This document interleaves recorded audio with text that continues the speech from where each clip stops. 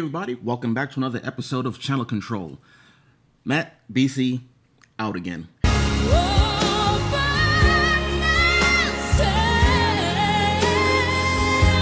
BC was in California on vacation. He's having a good old time out there, but he did send us a video talking about one of his favorite shows, and Matt just hates everyone. No, that's not true. Matt had a game today, and he was pretty much preoccupied. So, you know, his sports thing, I don't know what it was, if it was flag football or soccer or whatever. He does so many things, I can't keep track of it. I'm not supposed to keep track of him. But anyway, let's go into today's show. So first up, we've got Tremors coming back to sci-fi. Kevin Bacon has been pretty vocal about this one. He was the one that actually broke the news that the show was coming back. He will reprise his role of Valentine McKee from the original movie. It will take place in Perfection, Nevada, 25 years later after the first movie. He came out saying, this is the only character I've played that I've ever thought about revisiting. I just got to thinking, where would this guy end up after 25 years? Andrew Miller has a fantastic take on it, and we hope to create a show that will be fun and scary for fans of the movie and folks who have yet to discover it. Let's kick some graboid ass. Okay, I've got one minor issue with Kevin Bacon being so enthusiastic, and this is the character he loves and he wants to do this again. He was only in the first movie. He had nothing to do with Tremors after that first movie. He was mentioned in the second, and Fred Ward continued his character's role in the second movie. And after that, those two guys were gone. The two stars of the movie disappeared. Nothing to do with it. There have been 5 movies and a TV series back in 2003, and the only character who has been in every single one of them has been Michael Gross, who played Burt Gummer. Oh, except for the third movie, which took place, I believe, in the 1800s, where Michael Gross played his ancestor. So, still, he was in every movie. Yet, Kevin Bacon's the one who's so enthusiastic and happy to come back to revisit this character because he loved him so much. Somebody got paid well. All right? The Mist has been on TV. I believe they've shown 2 episodes. I'm not quite sure. I haven't really paid attention because I watched the first 3 episodes online. They had those episodes there, I think, before even the first episode had shown on TV, and I didn't even know about it. So I went there. I watched the first 2 episodes. I'm partway through the 3rd episode. So far, it's okay. If you know, in the movie The Mist, there were people just stuck in a supermarket for the whole movie, and that's pretty much where everything took place. This one, they've kind of spread people around all over town. Your main characters right now seem to be the Copelands. That's Kevin, Eve, and Alex. Kevin, the dad, kind of a laid-back, easygoing, hey, what's up, guys, kind of guy, father.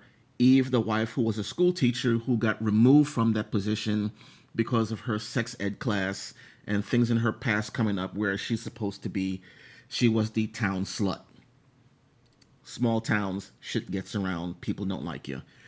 And then her daughter, who was sexually assaulted by the school jock, who's also the sheriff's son. And that kind of went nowhere, but you know what, that's neither here or there. Let's move on to something else. Now, you've got groups of people. Instead of just a supermarket, they are trapped in a mall, and that's where Eve and Alex are. A police station, that's where Kevin is, and he's trying to go find his wife. And a church, where Alex's best friend Adrian, I believe he's gay in the series, and his father doesn't want to talk to him when he has his makeup on or whatever. But yeah, small town folk, and also in the church, of course, the priest and their next door neighbor, Natalie something. Can't remember the name, but there's a character played by Frances Conroy.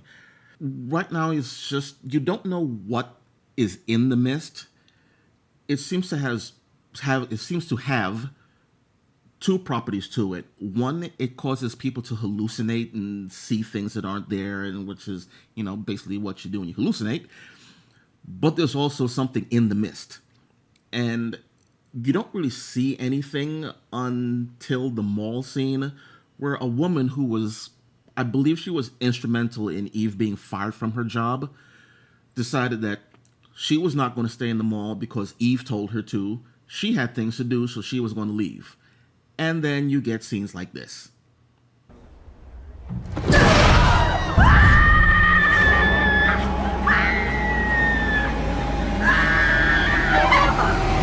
And yep, that's what happens to you when you don't listen to people that are trying to look out for you. As far as the series goes so far, I'm okay with it. There aren't many more scenes like this one. There are, people with like a missing eye socket. One sheriff comes in and you can see bugs crawling all over his face. So we know there's bugs in the mist somewhere.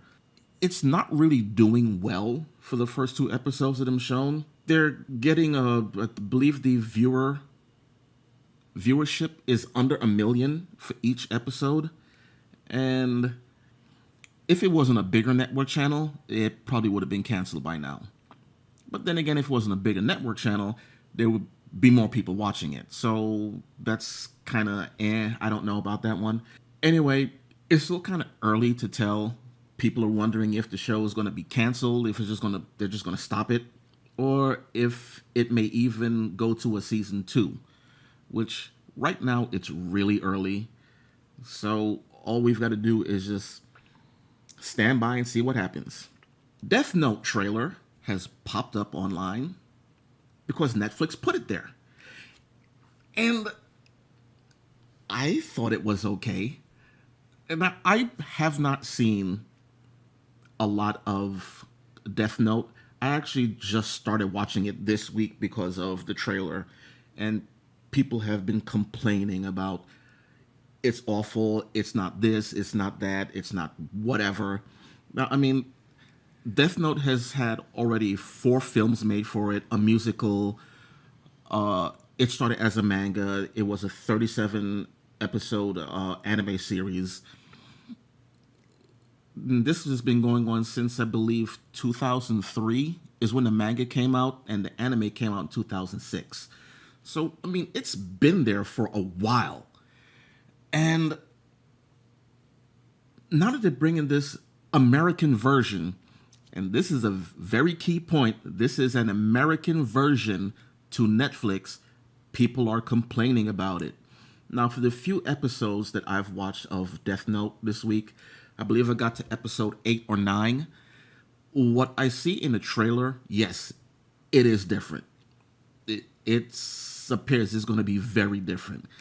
Not to mention they replace Japanese characters with a white character, a black character, characters who aren't Asian. And I believe that's what people are getting really upset about, saying that Hollywood is whitewashing their movies or their childhood or, whatever. If you don't like it, there are 4 Japanese films that you can go and watch and not watch this one. There's an anime. You can go back and watch it. No one is forcing you to watch this American version of Death Note. That said, it looks interesting. Willem Dafoe as Ryuk, they found the perfect person to voice him. I can't even think of anyone better for that role than Willem Dafoe, even when I watched the anime. Well, the voice of that person that they used, it was okay, yeah, but Willem Dafoe just has that little creepy thing about him that, that brings you back to the Goblin or the Willem Dafoe under the bed. So, anyway, I think it's going to turn out to be okay. I'm going to watch it, and we'll see what happens. The Inhumans trailer dropped, and that was an experience. Yeah, that's what I'm going to call it, an experience. I personally thought it was a piece of shit. I didn't like one thing about it, and a lot of people seem not to be really keen on it, except for Lockjaw. everyone seems to love Lockjaw.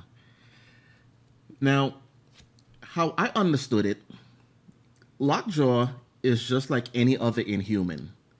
You have a person who looks like a human being, goes into the territory mist, they breathe this thing in, and they gain powers. Some people change forms. I believe one named Triton, he looks like a freaking lizard or something like that. So there were some other things that were an issue where they had Lockjaw talk, and other things that led you to believe, or at least led me to believe, that Lockjaw is not a dog. Lockjaw is a guy that went into the mist and got turned into this canine form. Everyone watches the trailer and says, "Ooh, Lockjaw's a cute little doggy." To which I'm like, he is not a dog. But of course, I went online, looked on the Marvel wikis, looked up everything I could, and Marvel really doesn't say if Lockjaw is a dog or not. Even in one part where they keep saying he's a dog, in the very beginning, they started off like, well, he was introduced to Terrigen Mist and he has a canine form. I mean, I'm still going to watch it. Maybe the trailer just didn't do it justice. I'm not sure. Right now, I don't have very high expectations for it, and they should have stuck with just doing an Inhumans movie. But we'll see what we get from the TV series. Right now, I say if it gets a second season, they probably did something really good. But again, it's way too early to tell. It's not even on TV yet, so we'll find out this fall. All right, going into channel surfing, my favorite show is one that I am actually rewatching again, but a little bit slower. I'm not just binge watching through the whole thing, and that is Shameless. And I know I mentioned a little bit about it last week, but I'm going to go into it again.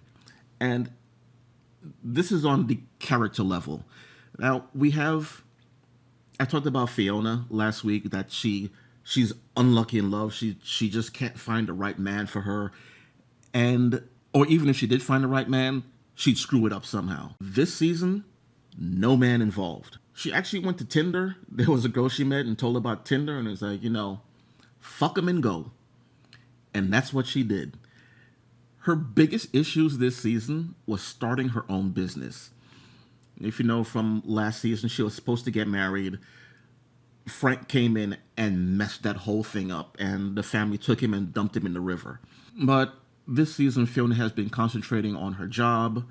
She's been running the diner, and then she found out that the lady across the street, I believe her name is Etta, someone was buying up all the properties in the neighborhood, and she would have to sell that property. So what Fiona did was she went and she purchased it. She put another loan on the house, and she went and she put it on that business. Now, the old lady was suffering from dementia, and it was just getting worse. I mean, she bought it from her. The next day when she's doing work in the place, this lady's coming over and hitting her with a broom. Like, she doesn't even know who Fiona is. But, of course, she sold her the place, so yeah. That was only the really big deal with Fiona, and it got to a point where it was just too much for her, so she just had to get rid of it. There's nothing with love. This was actually a pretty decent season for Fiona, and, good for her. Lip had gotten clean, stopped drinking, because last season you saw he was spiraling into becoming his father, Frank, which no one wants to go there. And it was getting worse and worse until one incident where the college professor that, kind of gave him the wake-up call, like, you've got a problem, because I had the same problem. And he kind of came back in, got Philip some help, and now he's doing it, the 12-step program, going back to AA, and he's found a sponsor, and he's trying to get his shit together. But he made a little dip there in that series. So at the end of the 7th season, things also worked out for Lip. Ian met a guy, trans guy, and everything seemed to be going okay. I mean, there was a little rough patch as far as figuring out this new guy. I believe his name was Connor. I can't remember the name right. I can't remember the name offhand right now. But they were working on whatever relationship that they were having, And then Mickey escapes from jail, pops up, and then he's back. And Ian's just kind of, oh, god damn it, you piece of shit, Mickey. But both of those guys freaking love each other. So Ian was right back with Mickey again until it got to the point where Mickey wanted to leave the country because, he escaped prison. Cops are looking for him. So Ian hops in the car and they're headed to the border until it gets to a point where they're about to cross, and Ian says, you know what, I can't do this. I've got obligations and so on and so on. So in the end of the season, everything worked out fine for Ian also. This season was actually a pretty happy freaking season for some of these people. Carl was the biggest change of all. Now, Carl was my boy. Carl went to juvie. Now, this is seasons prior. Been in juvie, damn near ran the joint. He came out, became a drug dealer, got tons of money. The reason why they have the house now is because of Carl. Carl just showed up days from when they found out that they were all going to be split up and the house is being sold. Carl went and dug up some of the money he hid, and now the house is theirs. Carl's doing good also. Now we have Debbie. Debbie was, when the series started, she was a pretty good character. She was kind of the voice of reason in the whole family. She made sure that people took care of themselves somewhat. But when Debbie hit a certain age, and I'm going to say probably about 12 or 13 or something like that, is when Debbie turned into a bitch. But again, I guess we're talking about hitting the teenage years, hormones, and a girl. Even if it was a boy, at that point in time, it's like the world is all about them, and anything that goes wrong is a freaking major catastrophe. She was not so bad this season. I'm still not too keen on Debbie, but she kind of worked out some shit. Frank. As I said last week, Frank's a piece of shit. Frank will always be a piece of shit. And Frank just can't help being a piece of shit. There's not much more you need to know than William H. Macy plays a great role as Frank, and he's a piece of shit. Then we had Chloe Webb, the actress Chloe Webb, who plays Monica, the kid's mother, came back to the show as she usually does every season. She shows up to say that she's back for good, she's clean, she's this and that and so on. And then she gets her hands on something that the kids have and she splits town. Usually it's money. She comes back, she says, I love you, I'm back. There's money involved. She gets her hands in it and she splits.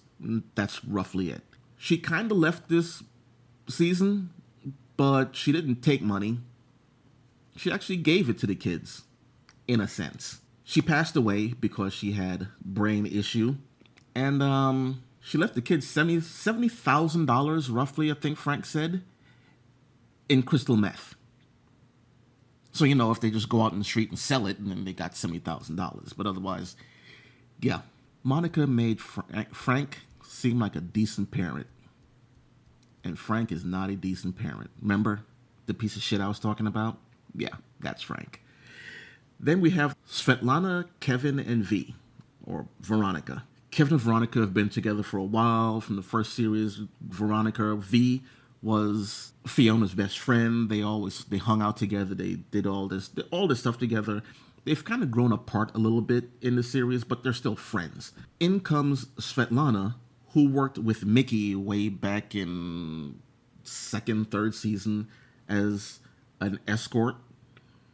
And then later on, they kind of ran a wet nurse factory where they fed other people's children. If mother was dry or on drugs or whatever and trying to keep their kid, instead of giving her, freaking crystal meth boob milk, he had these girls that were just clean, so they come and they pay and, whatever. Svetlana went through a bunch of different changes in the show, and now she's married to V, I think. She didn't marry Kevin. She married V. Yeah, because Kevin's already married, and he couldn't get it annulled, or he couldn't get the divorce. There was some issue with him getting the divorce, so she had to marry V. Svetlana now works in the bar with them. She brought her child in. They all live together. She has sex with both of them, and it's an awesome but weird relationship. And this season, there were some issues as far as trust between all three of them. Kevin didn't trust Svetlana. Svetlana didn't trust V. V didn't know what to think of either one of them.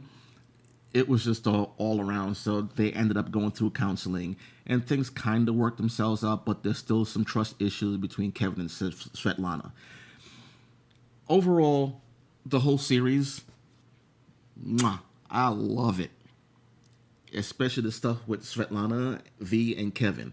That is some of the funniest stuff they have on there. I mean, all the other stuff is funny, but when you got Steve Howie on screen, that guy is just amazing. So, yeah, if you want to check out Shameless, go for it. It's on Netflix. They have all 7 seasons right now. Go and give it a look. You won't be disappointed. And we also have something from BC, who is in California, but he sent us a video, so let's check it out. What's up, Channel Control Rob? Thanks for throwing it to me, man. I figured since I'm out here in sunny, beautiful California, sitting out here on Malibu on the beach, this is the best place to send in a little video of channel surfing to you guys. Now, what I'm going to talk about, my top shows this week are definitely Glow. I know Rob talked about it last week, but I didn't finish it before the show, and I wasn't even there last week. But I absolutely loved Glow. As a professional wrestler, I thought it was done perfectly. It is very, very inside baseball. I'm sitting there watching it, and I'm just thinking, man, yeah, this is pretty much what we go through on a regular basis. And especially to see it with the women out there, it was casted perfectly. Allison Brie was so good in that role, as well as Karma and Cherry out there. Absolutely loved everything about that entire show. It was so damn good. If y'all have not seen Glow on Netflix, you need to go check it out. I am also currently binging Preacher. I was hoping to have it done in time to see the brand new season start. Unfortunately, I didn't get it done in time, but I will have it done and the new season caught up by next week's episode. So I'm really loving season 1 of Preacher. I think it's a lot of fun. I see where most people are having their issues with it, but I like what it is leading to. So I definitely cannot wait to see what comes out of season 2 and how season 1 ends up. But that's what I've been watching. Hope y'all are enjoying a whole bunch of TV. Don't forget to check us out on Twitter. Let us know what it is that you are watching. And now, back to you, Rob. All right, so BC took the whole channel surfing thing a little too literally. So, yeah, that was that. And thank you, BC.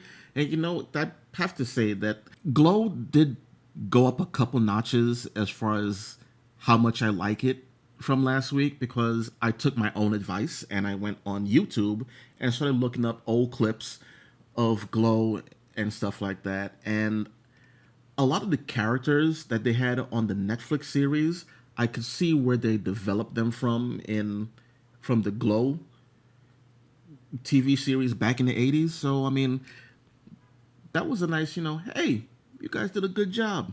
That's awesome. I like this show.